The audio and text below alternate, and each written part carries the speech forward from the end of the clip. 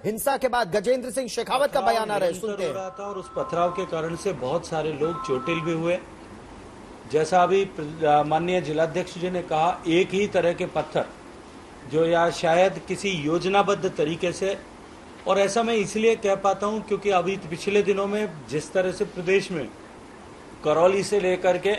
अन्य स्थानों पर जिस तरह की घटनाएं हुई है और जिस तरह से सुनियोजित रूप से छतों पर से पत्थर जो पहले से एकत्रित किए थे वो पत्थर बरसाए गए, ऐसा प्रतीत होता है कि इसी तरह की मंशा के साथ में तैयारी पहले भी की गई थी और जो है पथराव हुआ। रात भर पुलिस प्रशासन के साथ में बातचीत और वार्ता का दौर चला और वार्ता के बाद में ईद की नमाज शांति के साथ में हो। आदरणीय सूर्यकांता जी इतनी वय होते हुए भी सारी रात वहां बैठी थी और बैठ करके उन्होंने पुलिस प्रशासन के साथ में लोगों को समझाइश करके और जो है मार्ग निकाला। लेकिन मेरा प्रश्न ये है कि सुबह ईद की नमाज के समय में ऐसा क्या हुआ, किसने किसको क्या कहा, क्यों लोगों को और किस तरह से उकसाया गया कि वहां से एक राय होकर के निकलने के बाद में जे शहर भर में इस तरह के हुड़दंग, तोड़फोड़, गाड़ियों को तोड़ के साथ तोड़फोड़, घरों में घुस करके लोगों के साथ में मारपीट, महिलाओं का अपमान, छोटी बच्चियों के कपड़े फाड़ करके उनके पांव तोड़ देना, दुकान में बैठे लोगों का दुकान में घुस करके तलवारों को लेकर के जाकर के सिर फोड़ देना, इस तरह की घटनाएं शहर भर में हुई। रास्ते में खड़ी हुई गाड़ियों के कांच तोड़े गए, घरों पर पत्थर फेंके गए, दुकानों के शीशे तोड़ दिए गए, लेकिन पुलिस और प्रशासन मौन बना हुआ मूक दर्शक की तरह देख रहा था। मेरा दूसरा प्रश्न यह है कि प्रशासन जब रात में इतनी बड़ी घटना हुई और इतनी बड़ी घटना होने के बाद में इस बात का अंदेशा था कि एक साथ में एक जगह इकट्ठे हुए 25-30 हजार लोग जो है वो किसी तरह की प्रतिक्रिया कर सकते हैं या किसी तरह की घटना को, बुरी घटना को अंजाम दे सकते हैं और समाज कंटक एकत्रित होकर के जो है किसी तरह का उपद्रव या बवाल कर सकते हैं। पुलिस और प्रशासन ने इसको पहले से तैयारी क्यों नहीं की? यदि तैयारी थी तो क्या दबाव था कि उसके चलते पुलिस ने इस तरह की घटनाओं को रोकने के लिए पहले से जो है योजना नहीं बनाई और पुलिस जाब्ते का डिप्लॉयमेंट नहीं किया? इसके बाद में सरे राह चलते हुए गांछा बाजार के एक युवक के पीठ में मोटरसाइकिल पर पीछे चलते हुए छुरा भोंक दिया गया। वो आज ऑपरेशन करके छुरा निकाला गया है। हॉस्पिटल में पहुंचने के बाद में भी 3 घंटे बाद में उसकी सर्जरी, जब हम सब लोग हॉस्पिटल पहुंचे उसके बाद में शुरू हुई। छुरा निकाला गया, वो अपने जीवन और मृत्यु के साथ में संघर्ष कर रहा है। भगवान उसको शीघ्र स्वास्थ्य दे जो और लंबी वय दे, इसकी प्रार्थना करने के साथ साथ में मैं ये कहना चाहता हूँ कि जिस तरह का तांडव जोधपुर में हुआ है, जोधपुर में कभी इस तरह की परंपराएं नहीं रही है, लेकिन सरकार के बेजा हस्तक्षेप के कारण, दबाव के कारण से राजस्थान भर में जिस तरह का क्रम इस तरह की घटनाओं का चल रहा है, उनके चलते उसी के मार्ग पर जोधपुर भी आगे चला है। हमने जितने लोग हम यहाँ उपस्थित हैं, आदरणीय राजेंद्र जी, आदरणीय मेयर साहिबा वनीता जी, आदरणीय सूर्यकांता जी, आदरणीय अतुल जी, सभी लोग, भारतीय जनता पार्टी के आदरणीय जिलाध्यक्ष जी, जिले के पदाधिकारी,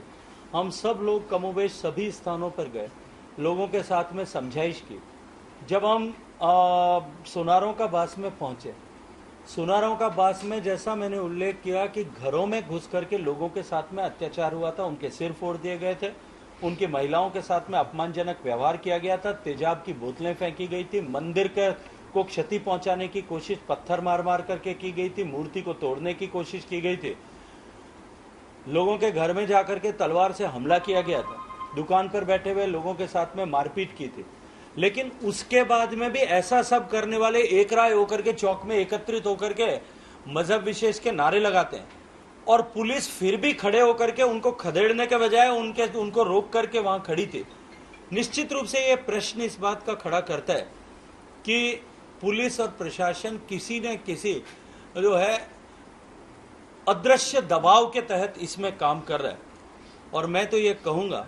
कि जब इतनी दर्दनाक स्थिति मुख्यमंत्री के गृह जिले में हो रही थी, तब मुख्यमंत्री रात को 12 बजे से लेकर के आज दिन में 3 बजे तक जब उन्होंने एक ट्वीट करके फौरी तौर पर यह कहा कि मैं सबसे अपील करता हूं कि सब लोग शांति सौहार्द बनाए रखें, उससे पहले न तो इस तरह की कोई अपील जारी करते हैं और 3 बजे के बाद में वो दूसरा ट्वीट करके लोगों से ये आग्रह करते हैं कि अभी मुझे कृपया, मैं व्यस्त हूं, इसलिए जो है गुलदस्ते न लेकर के आए। तो अंग्रेजी में जो कहावत है कि Nero fiddled when Rome was burning, कि जब रोम जल रहा था तो नीरो बांसुरी बजा रहा था,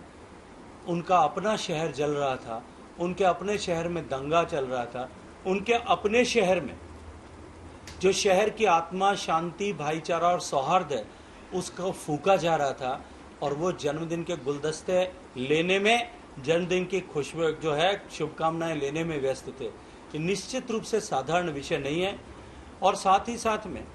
आज में जब प्रशासन से हम लोगों ने चर्चा की तो प्रशासन ने कहा कि दंगा हो रहा था और कांग्रेस पार्टी के लोग जयपुर में बैठ करके मुख्यमंत्री जी ने जो राग पिछले दिनों में आलापा है कि भारतीय जनता पार्टी और आरएसएस के लोग दंगा करते हैं।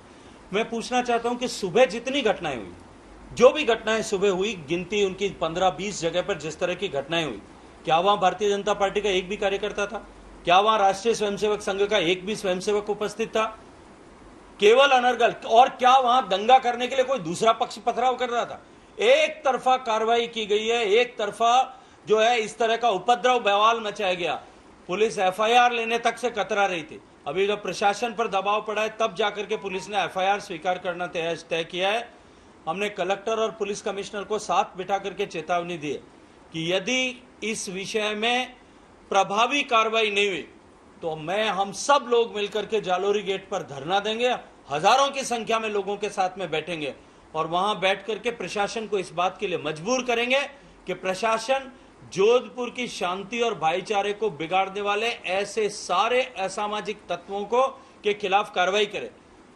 अमूमन ऐसा देखा जाता है, हमने प्रशासन को इस बात के लिए आगाह किया है कि ऐसी घटनाओं के समय पुलिस जो है फौरी तौर पर दोनों तरफ के पक्षों के लिए, दोनों तरफ के पक्षों के विरुद्ध इस तरह की एफआईआर लॉन्च करती है और इस तरह की एफआईआर लॉन्च करके दोनों पक्षों पर दबाव बनाने की कोशिश करती है। आज की घटनाओं के समय तो कोई भी किसी तरह का दूसरा पक्ष था नहीं, जो कोई भी था वो पीड़ित था। और कल की घटनाएं तो बहुत सारे पत्रकार मित्र खुद उस बात के साक्षी हैं कि किस तरह का व्यवहार पुलिस प्रशासन ने किया और उपद्रवियों ने किया। आपके सामने है कि जो है कार्यकर्ता यहाँ उपस्थित हैं जिनके सिरों पे पट्टियां बंधी हुई हैं, लोग जो सामान्य जन जिनका कोई विषय नहीं था। मैं चाहूंगा कि एक बार आप इनकी भी चर्चा सुने, इनके मुंह से सुने कि किस तरह से व्यक्ति अपनी दुकान में बैठा था और उसके ऊपर आकर के हमला किया गया। किस तरह से एक छोटी सी बच्ची जिसका कोई लेना देना नहीं था, उस बच्ची के कपड़े फाड़ दिए गए, उसकी लज्जा भंग करने का प्रयास किया गया, उसकी टांग तोड़ दी गई। भारतीय जनता पार्टी के मंडल अध्यक्ष भूपेंद्र जी के घर में जाकर के उनके दुकान को तोड़ा गया, उनके घर में जाकर के उनके बच्चियों के साथ में मारपीट की गई, उनके घर पे पथराव किया गया। ऐसा जोधपुर में कृत्य करने के किन लोगों का प्रश्रय था? क्यों करके इस तरह की परिस्थितियां जोधपुर में बनी? प्रशासन और सरकार दोनों की इसमें क्या भूमिका थी? निश्चित रूप से इसकी जांच हो। और आप सब पत्रकार मित्रों से भी मेरा आग्रह है कि हम क्योंकि सब जोधपुर के कस्टोडियन के रूप में काम करते हैं, हम सब लोग जोधपुर की आत्मा, जोधपुर की शांति, जोधपुर के सौहार्द को बनाए रखने की जिम्मेदारी वाले लोग हैं। तो केंद्रीय मंत्री का बहुत ही गंभीर आरोप है अशोक गहलोत सरकार पर। इस बड़ी खबर पर रहेगी नजर।